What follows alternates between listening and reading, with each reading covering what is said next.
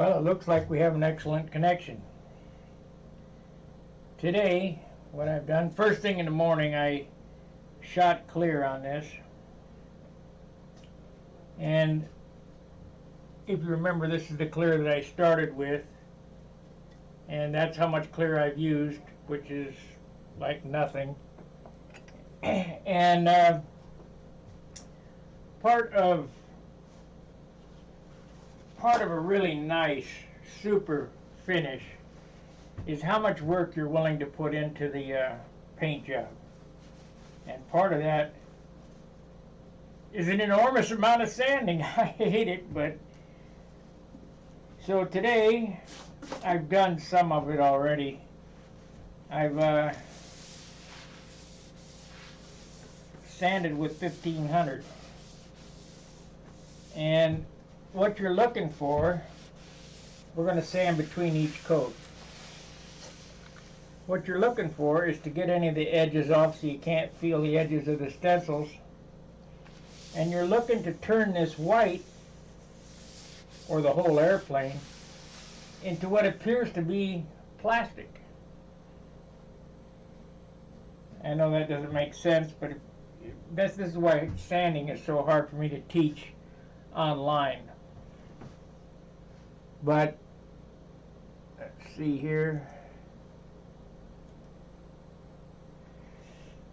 But what you'll notice is that it gets very flat. And this is the zen of sanding. Wendy always talked about the zen of sanding.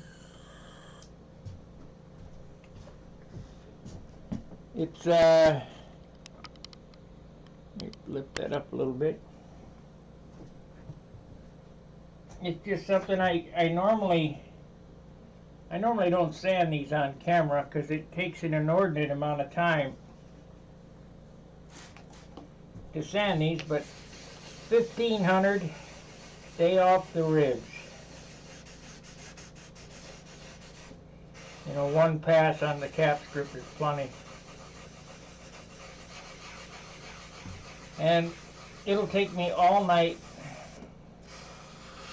to sand this smooth, and then tomorrow I'll hit it with another coat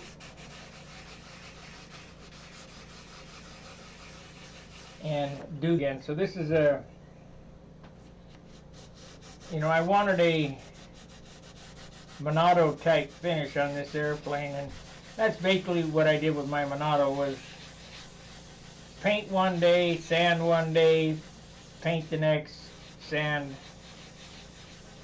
And before I head back for Dayton, all the ink will be on it and all the clear will be on it, I hope. Let me get the cowl and show you the difference what the cowl looks like.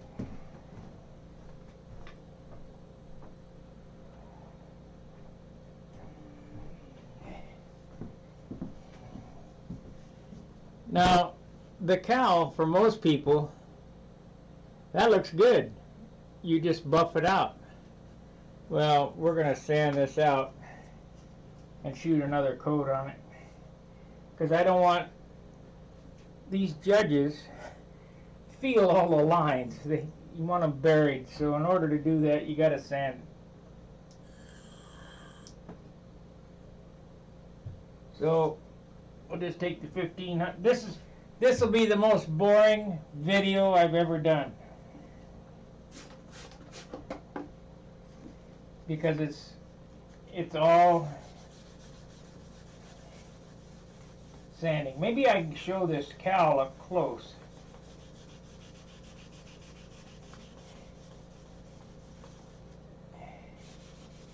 We'll do the back side of this cowl, and maybe I can put it close to the camera and you'll be able to see it.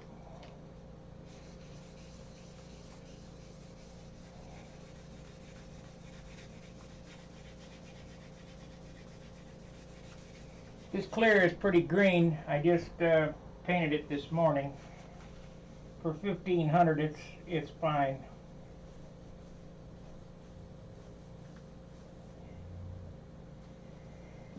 Okay, almost got it.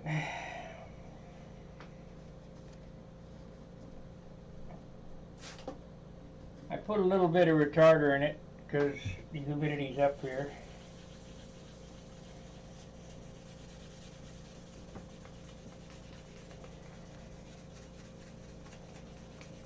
You got to do it to all the parts, this process. So we'll see if we can show this now. Now if you look at this part of the cowl right here, yeah, it's shiny, but it doesn't look like that. That looks like solid plastic. So then when you come back over it and shoot a coat of clear on it, it just lifts the paint out. And then when you buff it, it really adds for the effect. So all this business, I mean, people think that these airplanes, I just shoot the clear on it and it comes out looking shiny. It's not true.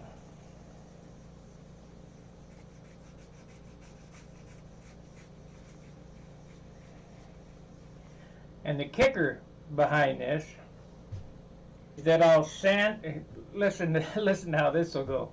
I'll sand this, clear this, sand this, clear this, sand this, clear this, sand it again, and then polish it, right? You think, well, maybe. Except it has to be sanded again, once with 2,000, then once with 5,000, then repolish. And that's what it takes to make a good lacquer paint job. Otherwise, you're kidding yourself. Oop, running out of lubricant, I hear it dragging.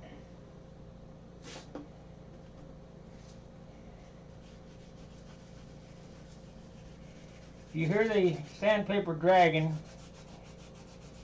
it's out of lubricant. Oh, I just sanded through the edge there. I'm going to have to touch that up.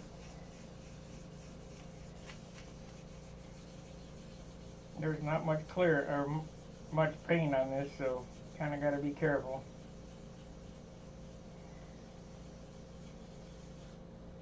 And before I shoot the next coat of clear on, I'll go around and fix up any of the inconsistency. I have a little spot right there. I need to put some white down.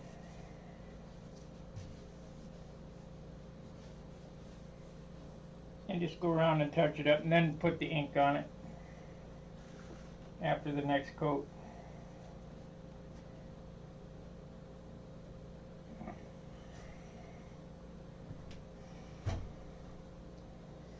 Yeah, it'll be fine. So that's done.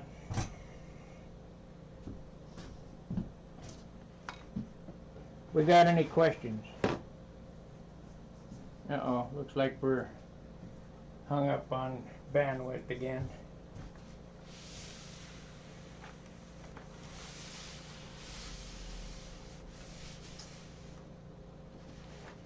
Nope.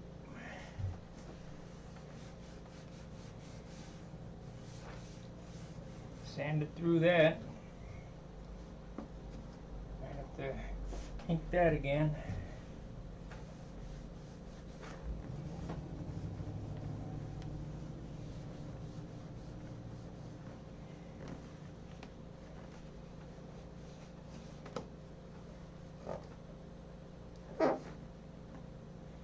It'll be fine.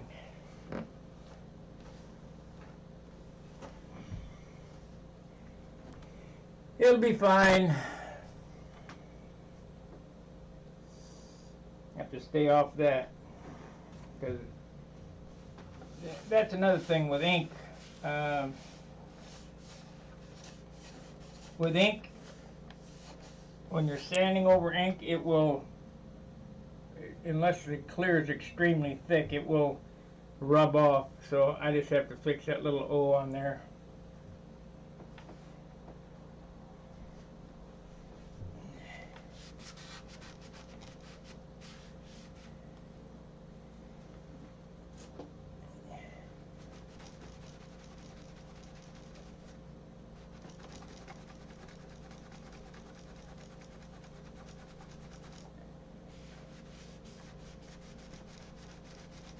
There's no such thing as a perfect paint job, so don't try to chase it.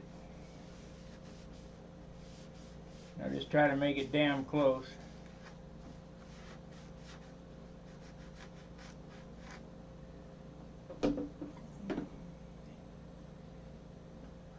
You'll notice that I taped the inside of the windscreen. You don't want any overspray inside the windscreen because it'll look fogged. So if you're going to do open cockpit, make sure you tape that off.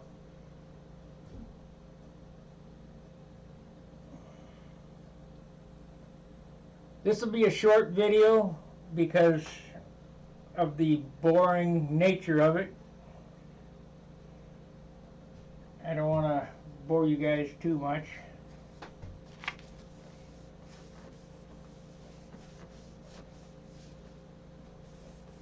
And for God's sakes, when you get this all done sanded, make sure you go over the whole airplane and wipe it off, because if you have the red and it's left a red streak on it and it gets buried underneath the clear, you're sunk.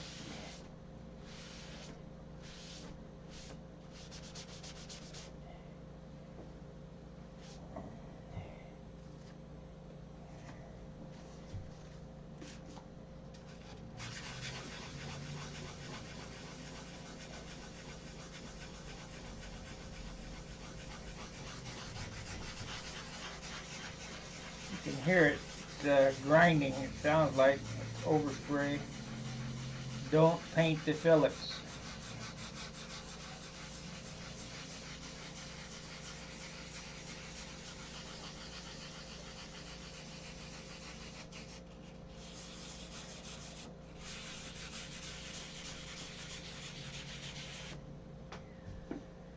So I have about a week left to work on this to go back. So this time next week, this thing ought to be well on its way to a concourse type finish.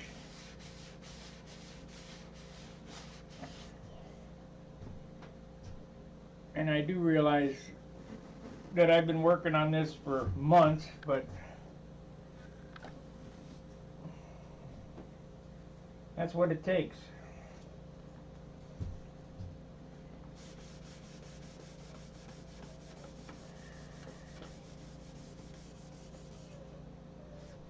This is 1500 grit sandpaper. Bought at AutoZone. It's expensive, $8–9 for 6 sheets.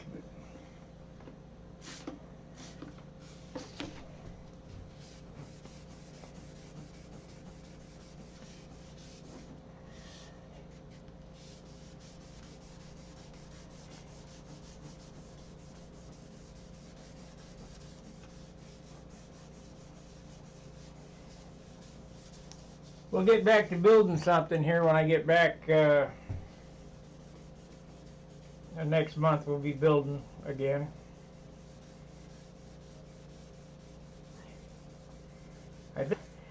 I know I can't make up my mind. Let me tell you what I'm doing here. I started on the Continental XL, which would be this airplane with another different dress on it. This set of numbers works so good.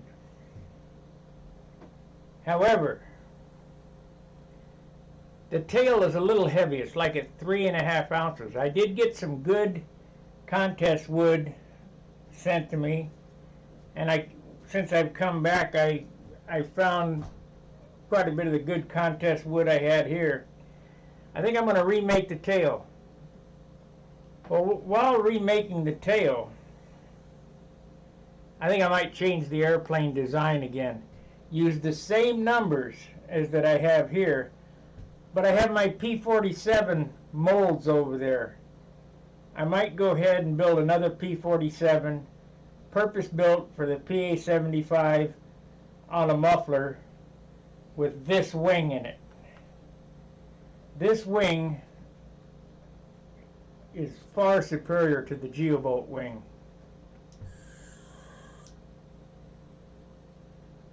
So all I would have to do is build 2 fuselage sides, a top skin, a bottom skin, and a new elevator elevator stabilizer that I'm going to do anyway, and a rudder, and then I'd have another Thunderbolt. And the reason I like that Thunderbolt is the detail that can be put on. I mean, it's so scale-like. And yes, I have the Al Raid Bearcat that I'm working on, but that airplane, the way it's constructed, not a knock on Al, because he did very well with it, but it's set to be built very heavy. I can't see building that airplane under 64 ounces. Just not going to be possible. You have a Sato 72, which weighs 16 ounces. You have all the tank and muffler, and so we're looking at 19, 20 ounces worth of hardware in the nose, plus you have them landing gear, which probably 5, 6 ounces for both of them, and all that lumber. There's just no way. Whereas if I built a Razorback or a bubble canopy Thunderbolt using this wing and my techniques, I think I can build it under 64 ounces. However, there's a lot of surface area to be painted, but if I go ahead and use my finishing techniques that I'm currently using, I think I can make that 6-7 ounce finish weight. So possibly look for another Thunderbolt. We'll see how I feel when I get back.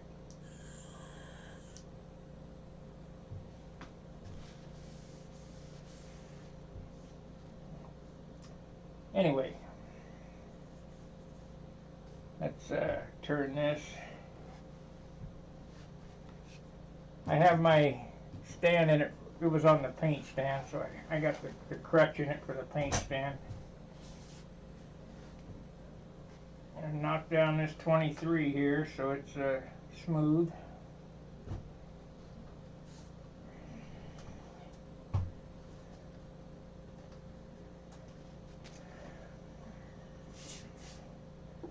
Let's have some feedback.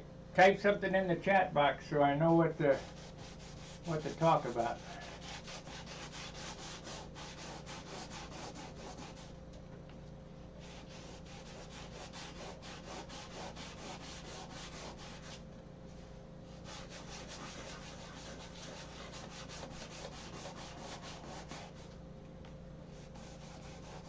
I think there's a problem with this, not getting enough bass on it though. I think I might have to change up, might have to have a 1.5 quarts of clear and use more in the substrate. Add another ounce to the finish, which is a bummer.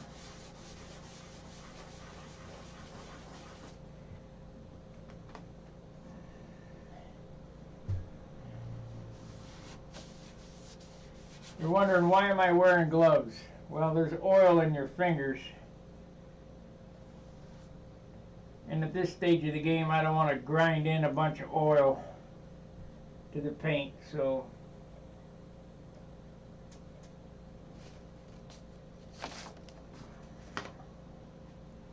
get a new piece of paper. Paper's cheap.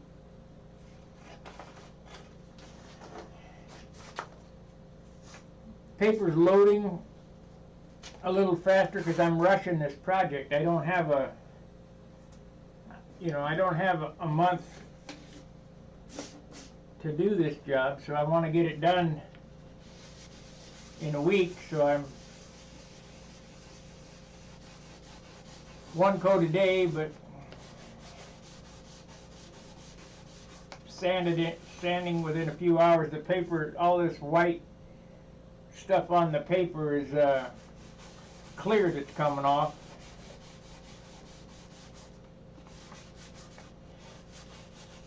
Wendy showed a drawing that he did of what makes a shiny paint job. and he's 100% correct, where you knock down the tops of the mountains and fill the valleys.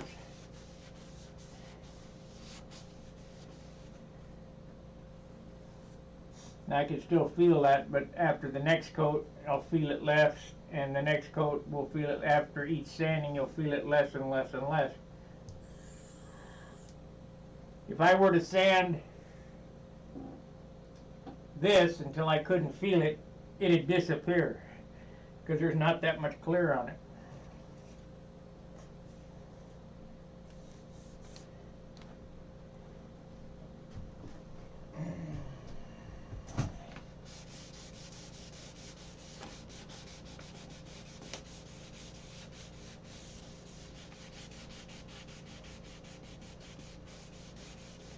But if you want a super paint job, this is what it takes. You can't,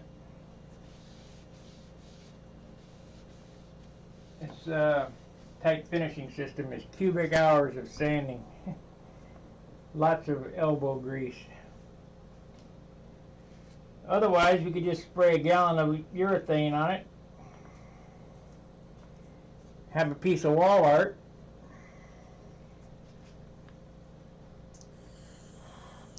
would look great.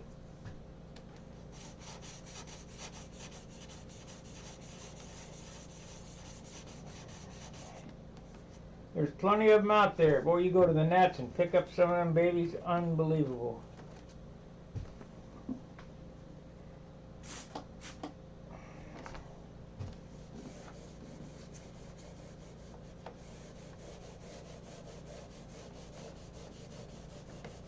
Somebody said I spelled Wicks wrong. Well, sorry, this is how it's supposed to be spelled.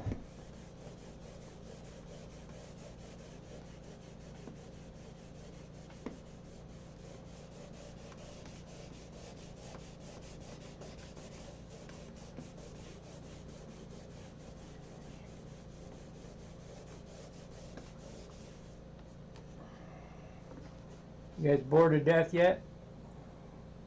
Been on 22 minutes and haven't done anything but sand and blabber.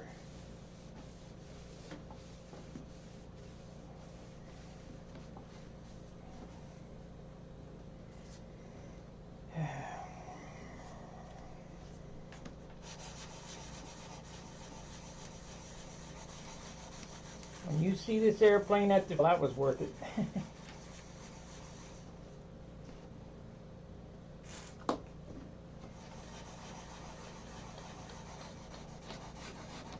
Or we could just spray some urethane on it and hang it on the wall. It'd be nice. The goal is to get all this clear on here and not pick up any weight, or as little as possible. Cut the red and the red fluid. Hey, thanks, Gary.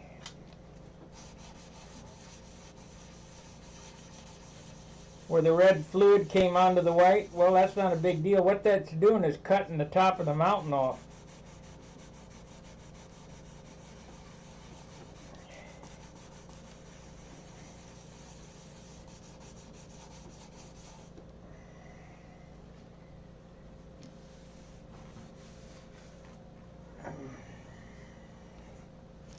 But you got to make sure to get all that red off, or else it's buried underneath the clear. And you're crying, why didn't I do that?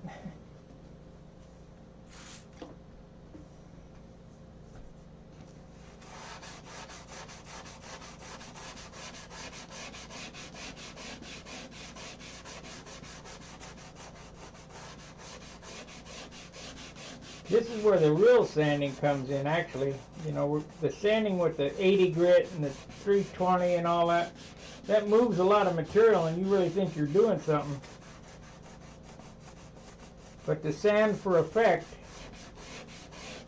this is much harder. To know what you can get away with.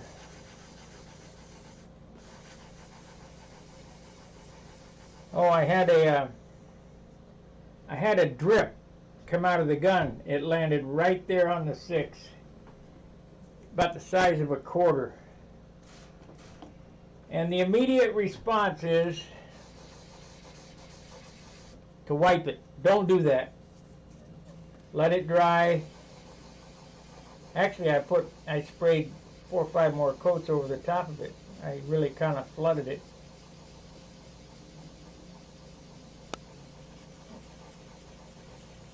And then just sand it. You'll never see it.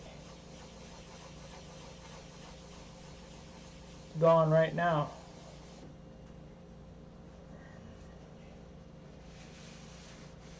But that's everybody's immediate response, to try to wipe it off. Don't do that.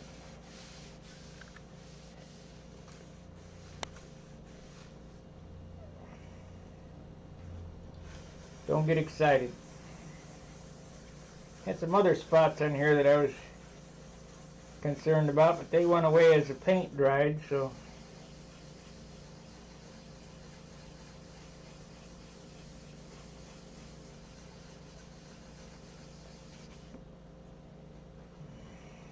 There's still a couple of days of inking left to do on this.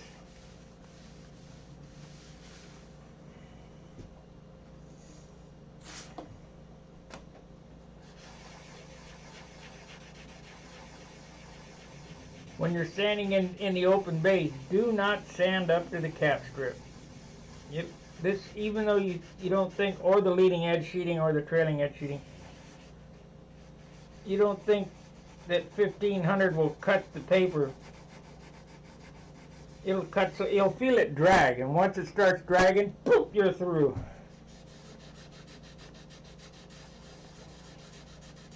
So get yourself a 1.5 inch wide piece of paper and sand up to the cap strip and up to the sheeting. Do not sand over the top of it.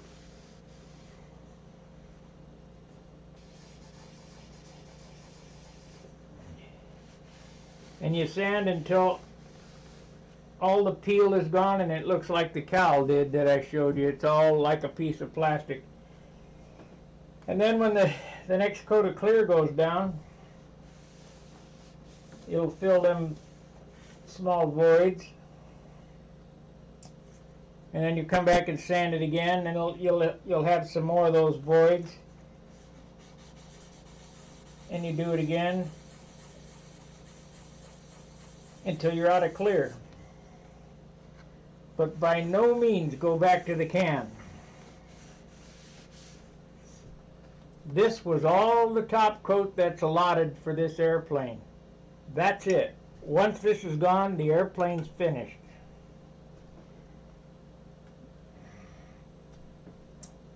You know, I can't express that enough, where people, I got a gallon. Well, that don't mean you have to spray a gallon on it.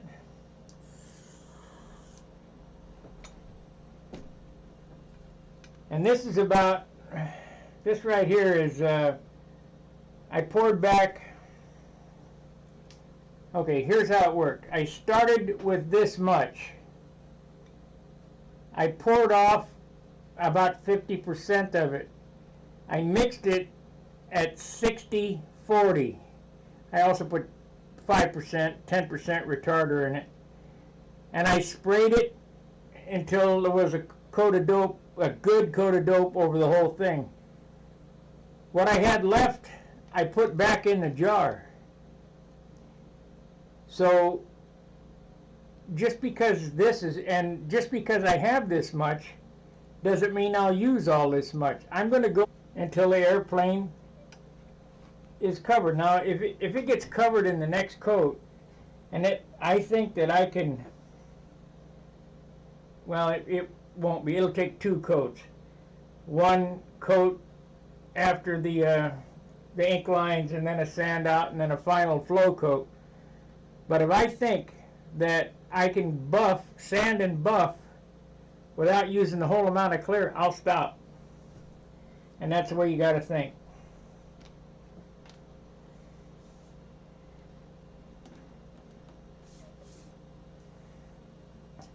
Because the heaviest thing on the airplane, besides the engine, is the clear.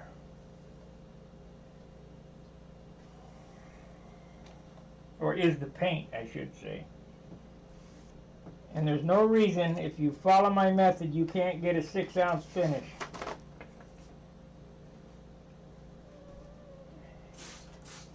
Six or 7 ounce. It's kind of all depends.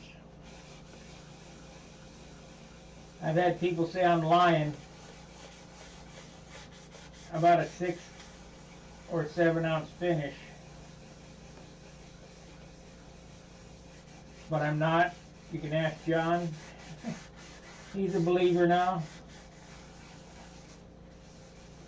It just takes an ungodly amount of work.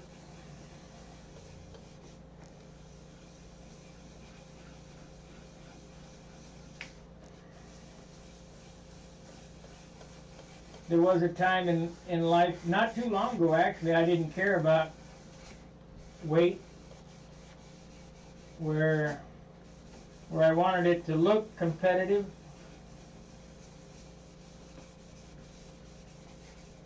Ooh, sanding through the yellow there, got to get off that edge. I'm going to have to touch that up.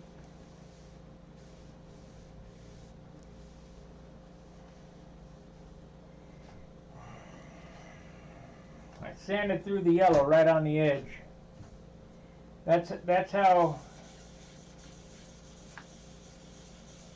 aggressive 1500 is. It didn't take but 1 or 2 swipes and it's through the edge.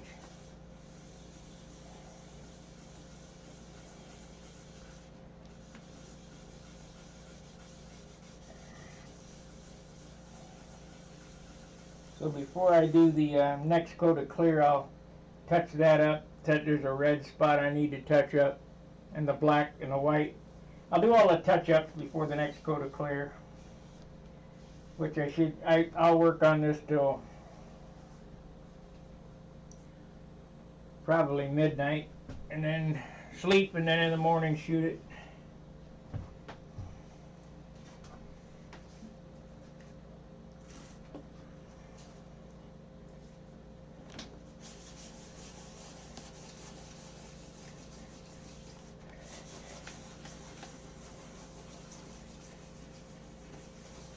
You know, when I go over to John's, I expect I can do this, this, and this, and I never get a tenth of what I can get done here done, because I'm right here. I can do whatever I want. I don't have to, even at working in the shop in Dayton, or in my apartment in Dayton, you know, I can't just start painting right where I'm sitting. I gotta get everything ready, drag it outside. Here, if I want to paint right here, I just paint right here, but I paint in that room over there.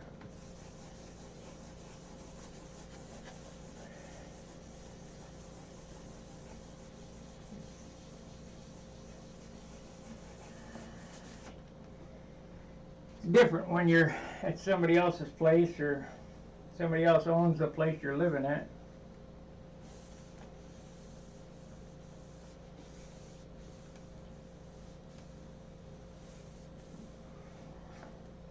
But I'm so thankful for John letting me use his shop. It's a real blessing.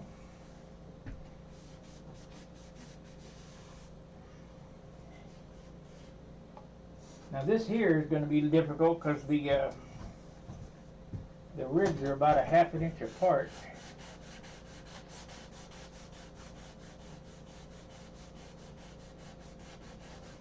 So we're not going to do a whole lot of sanding on this, or just knock the tops off, because I'll sand right through that.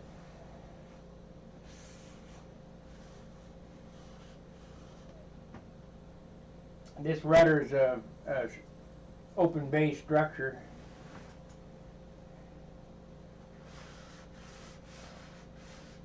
Theoretically, you could just shoot the clear on it and rub it off till it was smooth, but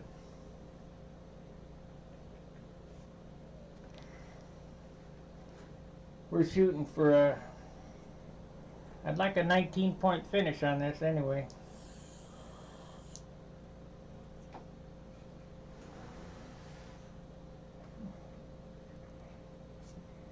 But you guys who have never been to the Nats and figure 19-point finish, that doesn't sound like it's very hard to do.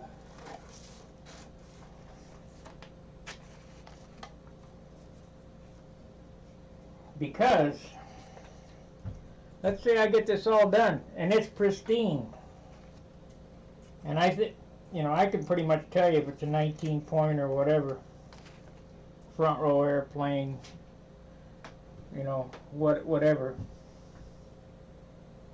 You go fly it, that doesn't mean it's going to stay a front row airplane. All it takes is one ding or one rip or whatever, and then you're either fixing or just, screw it.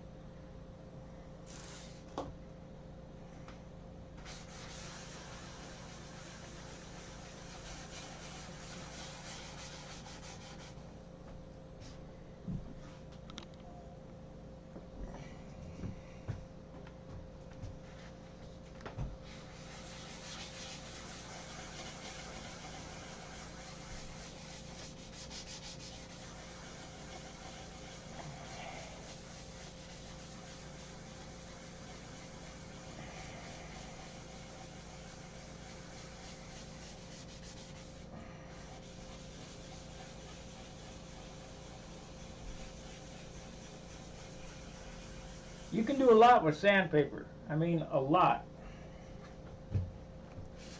People went, well, how do you get them so shiny? Sanding.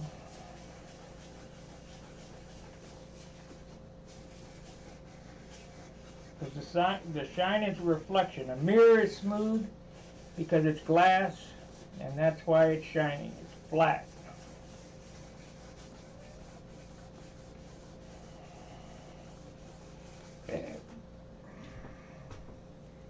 And a paint job that looks like orange peel will never be shiny. It'll be a shiny orange.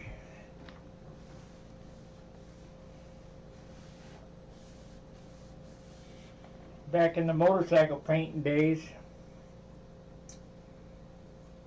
here we're looking for a 6-ounce finish.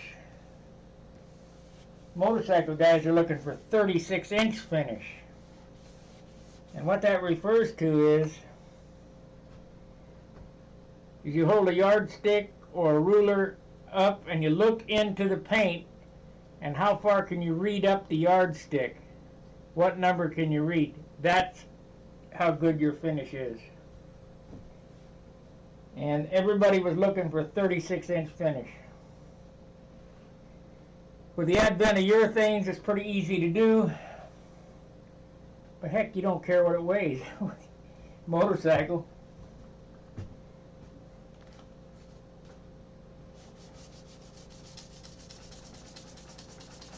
So there's another spot needs to be fixed. Red, yellow, and white. We'll get that.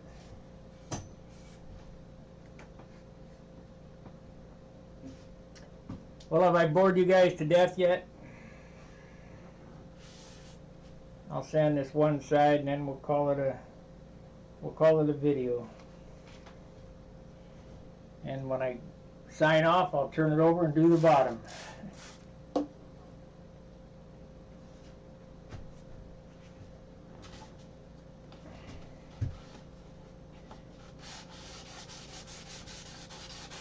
Well, we got a lot of red coming off there. That means there's not much clear on it.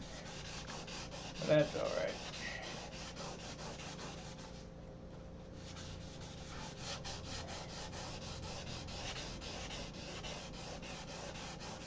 I'm going to bring the camera around and show you this. You'll think, oh, disaster.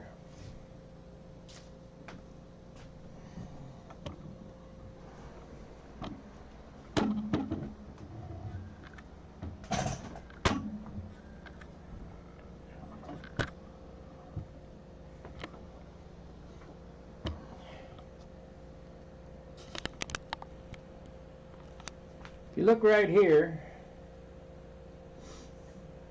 all that red, that's all red paint coming off.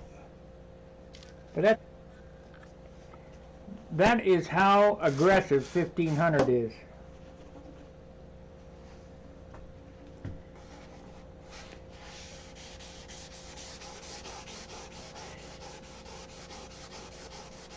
Now I'm just watching it to make sure that I'm not going completely through it.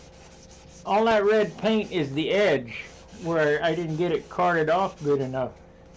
So that blends it into the clear. So now I'll wipe it off and see how we did.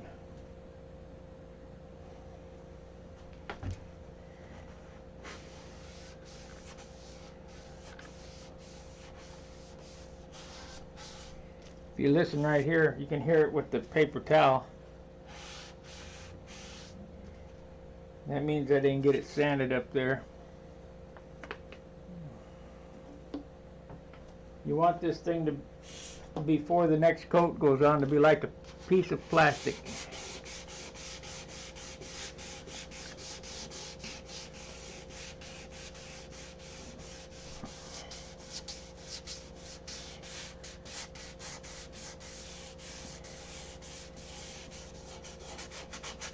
Hear that noise?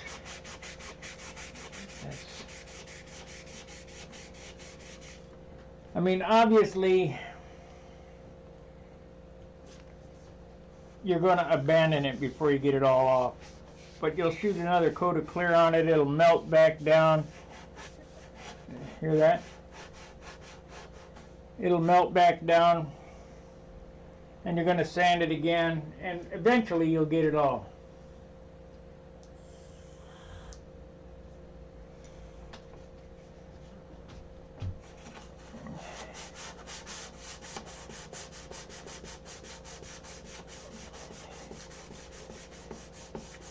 If you listen to the sandpaper, let the sandpaper talk to you. That'll tell you when it's smooth enough. See, I can hear it down underneath here, but we'll do that on when I turn it over.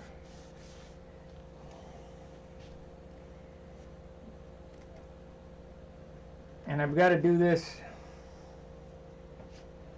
I would say I have to do this about 5 more times.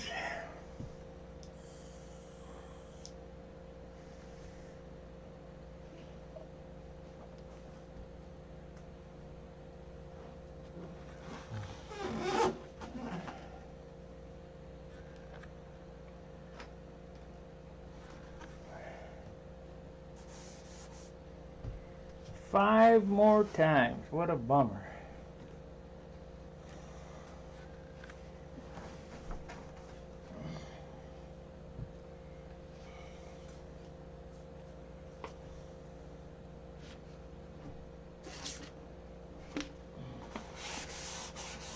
Hear it?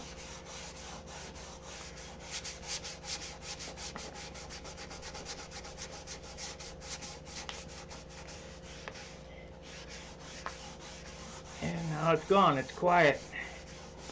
They got it all off. The water lubricates the paper. You say, well, lubricates? Yeah, it washes the crap out of the sand. So make sure you keep your sandpaper nice and wet. That repair job I did back here,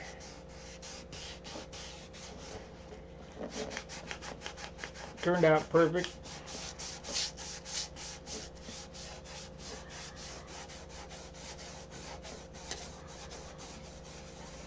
Like I said, there's a few touch-ups to do, but I'll get to them.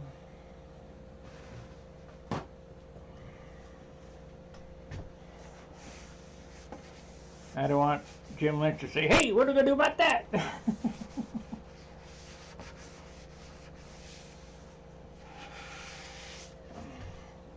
Hear that? Or better set. This is where the paper, you hear that? It means that it's not smooth. Same with up there.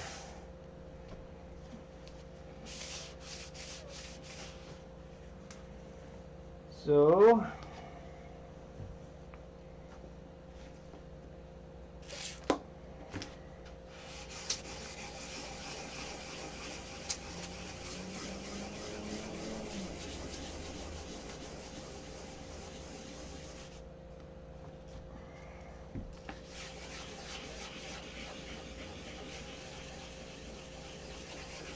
you hear that? Now it's gone.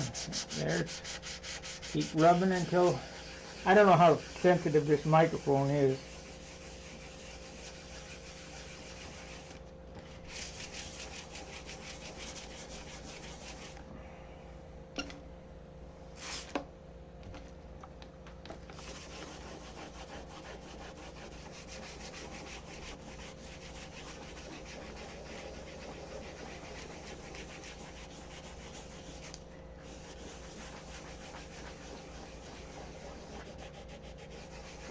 I do have a couple of jars of dope to compare the difference.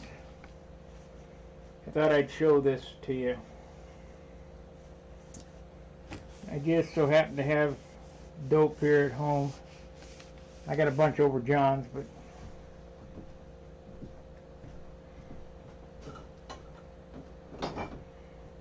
we should be able to see this for comparison.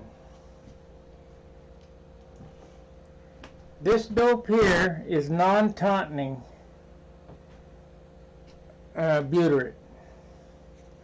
This dope here is tautening. Can you see the difference in color? This one looks like water, this one looks like pee.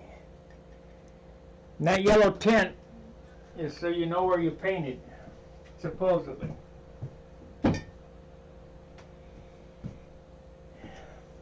So, any of you guys who've ever had an airplane painted white for any length of time and set it out in the sun, that yellow tint is also supposed to be a UV blocker, but I think it's a UV promoter because the airplanes turn yellow. So we went to this, you could buy Brodak Crystal Clear, but every time I bought Crystal Clear it looked like crystal diarrhea. It's brown. So went to the Wicks non-tautening dope, and it's much better as far as color goes, and it still is fuel proof. I can definitely hear the sound difference. Oh yeah, good.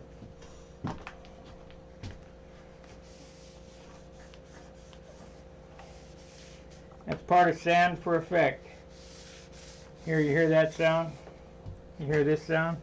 Smooth. And that'll show up big time in your paint job.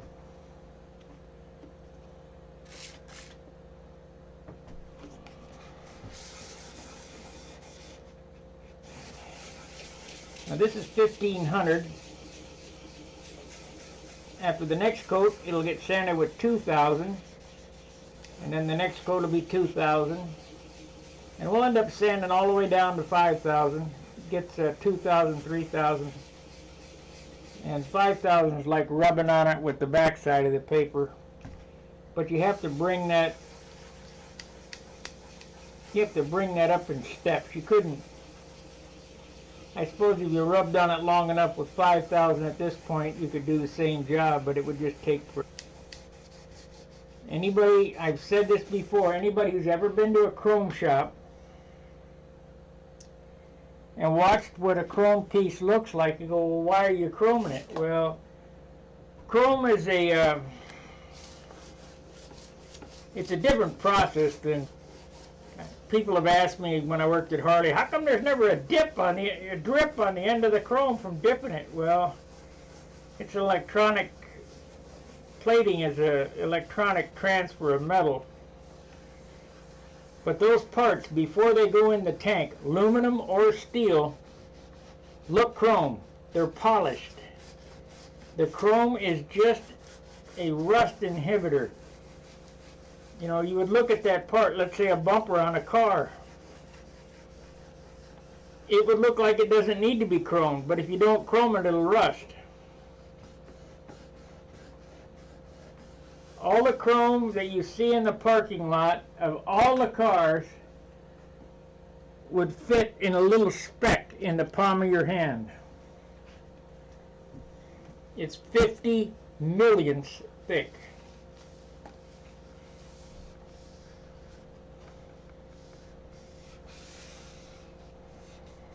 And the chemicals that are that chroming, you think thinner is bad, that hexavalent chrome, that's a bad dude. We used to play with mercury as kids, roll it around in your hands. Ooh, neat. Didn't know that it was toxic. But the best one was the uranium rock. That was so cool. I don't know if I ever told that story. I was about in, I don't know, 5th grade. And we had show and tell. And this kid brought a yellow rock to school. And it was hot. And I do mean hot, like 200 degrees. Couldn't hardly hold it. You had to hot potato it. And come to find out, that rock was uranium.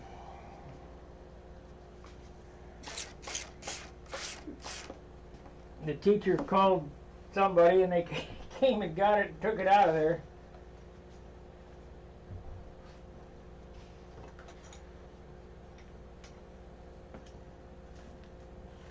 Looks like we're choppy again.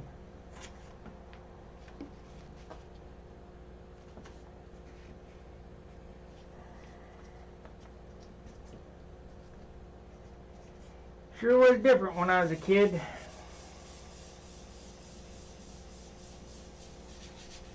Hopefully you can go back. You guys, you young guys don't know what you're missing. We had a good time.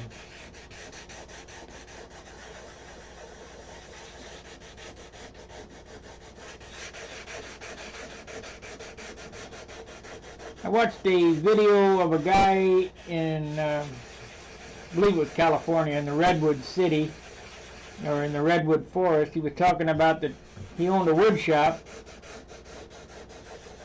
a little bit older than me,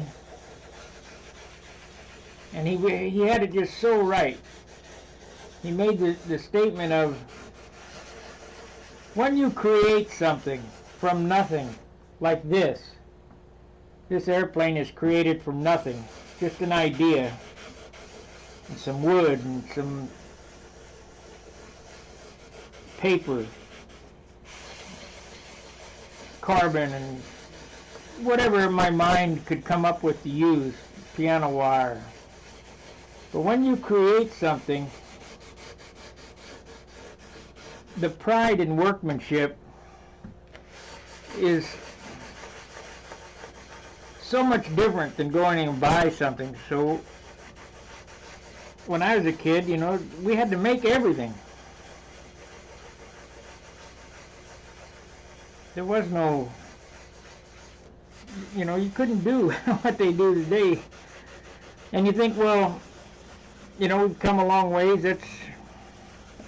we could just buy that. Well, when you make it, there's a sense of accomplishment.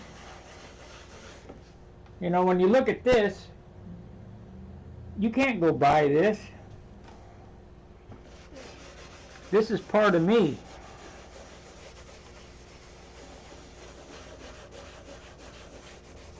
This is my expression.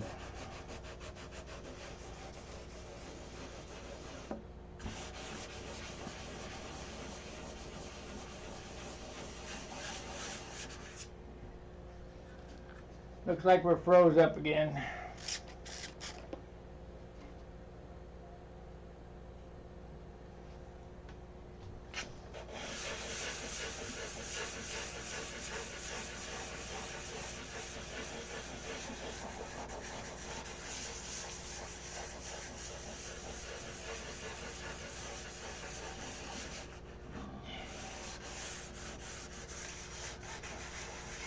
It's about the only time you don't, you know, I wouldn't sand with a block. Of course, I'm pretty experienced at sanding, so I don't always use a block, but I kind of recommend everybody else does. If you could dig extreme finger holes in this thing.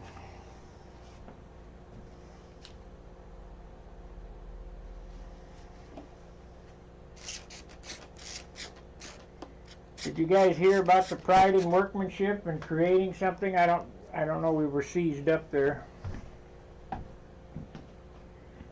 I won't know till I look at it afterwards.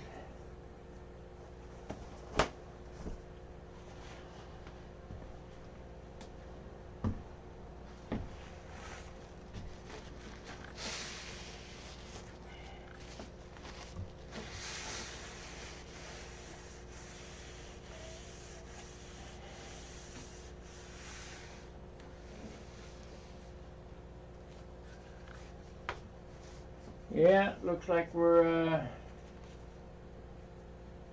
bit rate is slower than what it needs to be. I don't understand what's wrong with this stupid thing. Now Spectrum's trying to sell me even faster internet. Why don't I just make what I got work? Okay. Looks like we've been on an hour. 19 viewers, 9 thumbs up. Didn't get any new members, but whatever. Just do what I can do.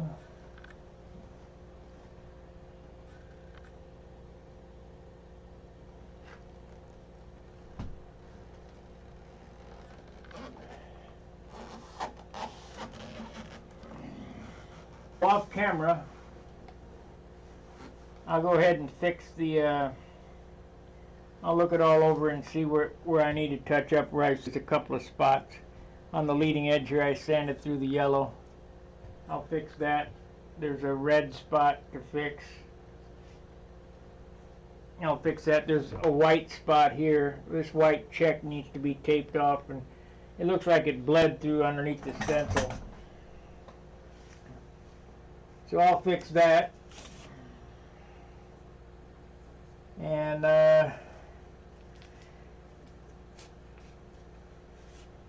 I don't think I'll get another coat of clear on it tonight. It's 3 o'clock. Possibly. But that's really kind of pushing it, 2 coats in a day.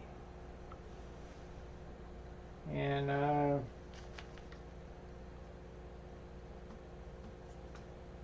I'm right to the end now. I don't want to rush it and blow the whole program.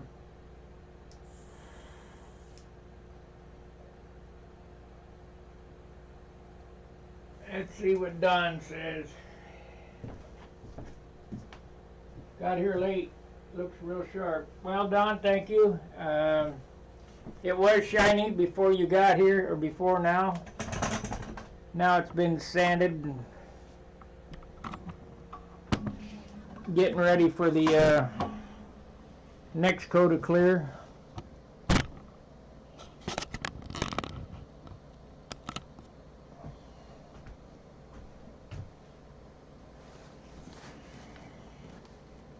Like I say, I'm going to have to go over and wipe it all down real good, because there's a ton of schmutz on it everywhere.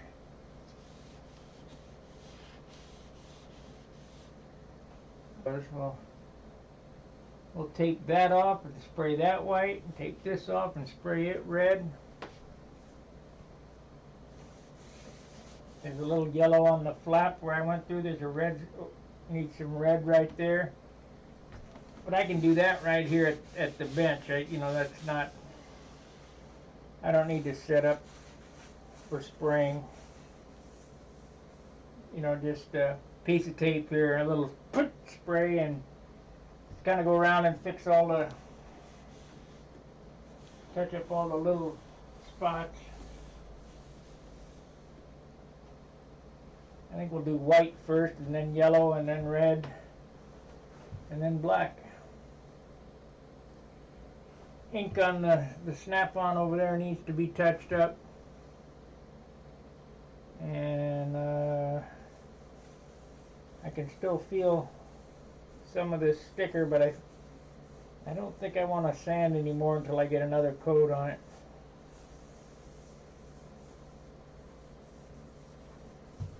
This wingtip looks like a hard piece of plastic now.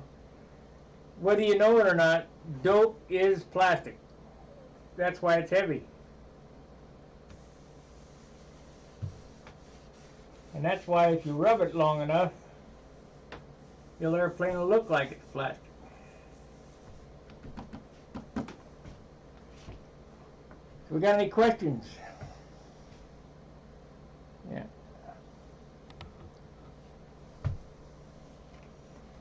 Let's see here.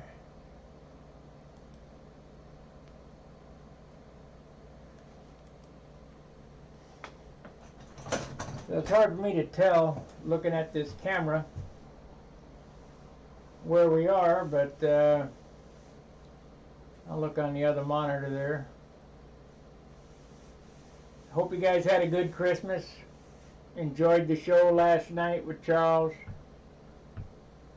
I don't go on there very often because everybody's trying to talk over everybody else, and it's just not worth the hassle.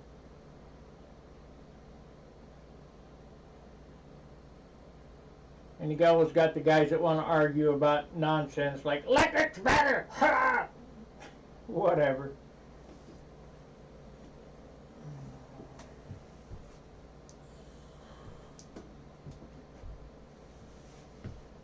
Anyway, that's all I got for this evening. I'll continue to work on this until midnight. If I got something to report, I may come back, but probably not, because this has been a long series. It's been 8 months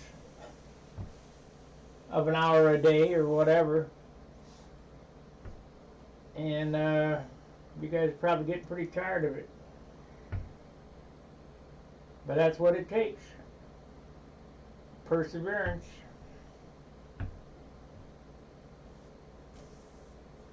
So, appreciate you watching. Till I see you again, fair winds, tight lines. See ya.